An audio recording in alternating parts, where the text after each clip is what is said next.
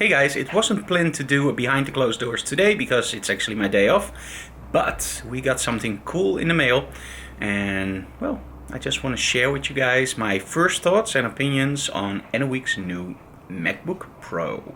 She actually went for the 13-inch and that's because she already had a 13-inch. So let's compare the two and see how they compare and stack up to each other. And I think you'll be in for some surprises. Okay, so here we have the two MacBooks together. So this is the old 13-inch MacBook Pro and the new one. And if you put them on top of each other, you can actually see that there's a huge difference in size. So Anouk really likes this because she wants to carry it in her bag. So it is pretty different. And also here, and of course the old one is still holding a case, but as you can see there's a big difference.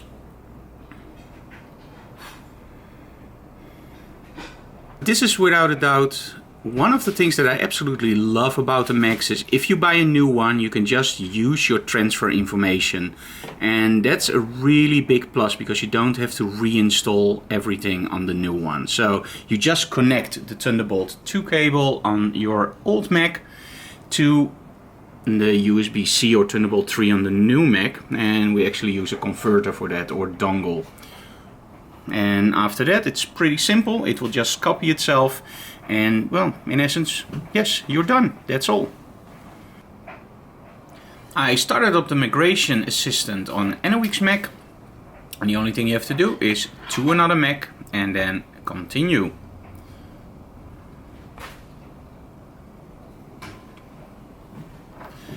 Now on the other Mac you can actually see Anouk's Mac and we can start pumping the information from one Mac to another.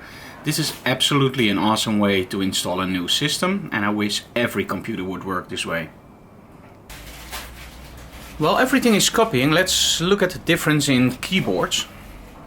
This is the new keyboard and this is the old keyboard. And as you can see, the keys are a little bit closer to each other on the new keyboard, but I don't think that's going to be a problem. And look at that huge trackpad. Now I have big hands, but still, wow. And compare that to the old one. And I actually saw somebody doing this, and I'm going to do that too. If you put your iPhone 7 Plus on it, gives you a little bit of an idea how big that touchpad actually is. That's pretty big. And again, I wish Apple Pencil would work on this. That would be absolutely awesome. Okay, so everything is copying now. And we have to wait till that's done. And then we're gonna test the new MacBook. So this is the power connector from the new MacBook Pro. And as you can see, it's directly in the mains. And this is actually all the cable, this is all the cable you have connecting it to your MacBook. So that's about a 2-meter run and that's it. So you always have to be close to an outlet. Now you don't have to be close to an outlet of course because it's actually compatible with this connector. But I think it should be delivered in the box and Apple decided to sell it separately. So you can still use a long run to your mains, but it's another 25 euros. So I think that's a shame. They should deliver it with the MacBook Pro. But at least it's compatible. One of the things I really dig about the new MacBook Pro is actually its color. When you compare it to the old one, it's a little bit more bright and I like the darker colors. Now by the way, in the previous scene I actually told you that the keys were smaller and I think that's not true. The spacing between the keys is different, but the keys are also a little bit bigger.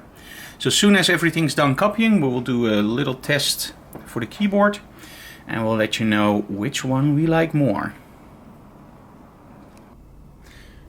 Okay, so the copying is done and the first thing I wanted to test is actually the keyboard, and this is the first experience I don't like at the new MacBook Pro.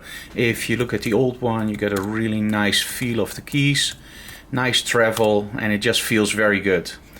When I go to the new one, you can already hear it. It really feels weird, it's a little bit plastic, I don't like the feedback. It's without a doubt something you can get used to, but you know, typing on the MacBook was always a real cool experience and something that I really loved, and this just doesn't feel right. And by the way, the touch bar is absolutely awesome. It's really nice. You can change your output of your volume. It's really responsive.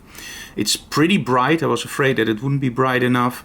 So the touch bar is absolutely awesome. The keyboard, I don't like it at all. And again, maybe if you type on it for a few days, you will start to love it. But at the moment, I absolutely love this keyboard. And this keyboard feels like, I don't want to say it, but I'm going to say it anyway. It feels like a cheap laptop keyboard, the one you expect on a budget keyboard. And I know it's probably much better. It just doesn't feel right for me at the moment. And this one just feels absolutely awesome. Okay, one of the things that a lot of people complained about with the new MacBook Pro was actually that some hard drives didn't work. And most of the hard drives did work, but some didn't. So we were very anxious to try out if our hard disk would work. So let's see if it works. Okay, so here we have NOE's hard drive. It's connected via Thunderbolt 2 to the Thunderbolt 2 to USB-C connector. So let's plug that one in. Let's see what happens.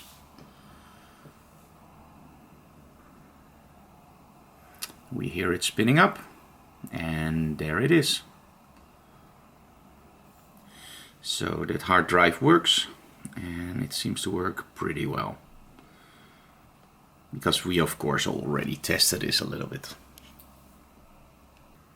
Okay, let's talk a little bit about the USB-C connector. Now, of course, Apple removed all their other ports, which I think is a ridiculous choice because we actually want HDMI and, let's put it this way, at least one Thunderbolt or old USB. And now it's getting a little bit like a dongle circus. But one thing I have to say that's very positive is we shoot a lot of tethered stuff to the computer. And I hate it when connectors get loose very easily. And this USB-C, I have to be honest, it's pretty tight. So it really clicks in. And to get it out, you really have to put some tension to it. So that's very positive. The USB-C is really tight.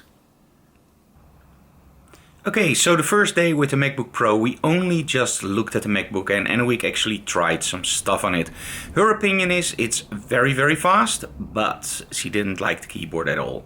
And that's actually also my opinion. I didn't tell her about the keyboard yet, I just let her experiment it by herself, and she came to the same conclusion as me. It feels like a really cheap laptop keyboard, and we're all both used to typing a lot of material on the old MacBook Pros. So the keyboard, no. The USB-C, well, a lot have been talked about it, and when you look online you see a lot of bashing Apple for losing all the ports. At one point I agree. I hate losing HDMI, I hate losing USB, and especially Thunderbolt 2. A few years ago Apple told us, buy everything Thunderbolt 2, this will be the future. And look at now. We have everything Thunderbolt 2 and there are no hubs or converters for Thunderbolt 2. So, of course you can use the dongles for Thunderbolt 2, but we would like a hub for Thunderbolt 2. And that's not happening until, I believe, February or March next year for the Arc hub, which we already ordered, which was another $150, I believe. And the other thing, of course, which I already showed you, is the charging option. It's great that you can charge via USB-C. That means that you can connect it very easily to, for example, an HyperJuice. The thing that I don't like is that Apple only delivers a 2 meter or 1.8 meter charging cable. That means that if you don't want to shell out extra money for the power cable, you have to sit close to your power outlet. Now, of course, MacBook Pros run a lot of hours on one charge, unless you're editing video or photography, and then the battery runs down pretty fast. So you have to shell out another, I believe, 25 euros for another power cable, because in all honesty, we're never 2 meters away from a power outlet. We're always further away. First experience, love the screen, love the new design. Hated a little bit that the Apple logo doesn't show up anymore. It's now just dark. I don't like the keyboard. The touchpad is awesome, but why the heck is it so big? Or maybe in the future they will start supporting the Apple Pencil, because the old touchpad was awesome and I don't see why it has to be that much bigger. The touchscreen, the touch strip, really nice. Wonder where that goes in the future. And everything else. Screen looks pretty good. It's lighter, it's smaller. It's a great laptop. It's very fast, it's up to date, but it's not really a pro laptop. You can do pro stuff on it, but for a real pro, we really miss those boards. So overall, very positive. But I skipped my 15-inch, and I'm gonna test out the Wacom Mobile Studio 16 pretty soon. Of course, that means going to Windows, which it's gonna be a challenge, and that's why in Behind the Closed Doors, we're actually gonna film that whole process. You're just gonna see me struggling with Windows, and you're gonna see the whole process where we start out with, well, of course I have Windows 10 knowledge because we have a laptop that runs Windows 10, but we're gonna see if that incorporates into our whole workflow. So that's gonna be, I think, very interesting as soon as we get our hands on a mobile studio. So that's it for today. We're gonna edit this video on my MacBook Pro, which is still the old one, and then we're gonna upload it to YouTube. Leave comments below if you have your opinion or if you just like to let us know that we're doing right. And also, of course, subscribe to our channel. We really appreciate that. So see you again tomorrow, because tomorrow we're doing an X-Rite webinar at night. So we're gonna show you how we set it up, and of course during the webinar we show you some stuff.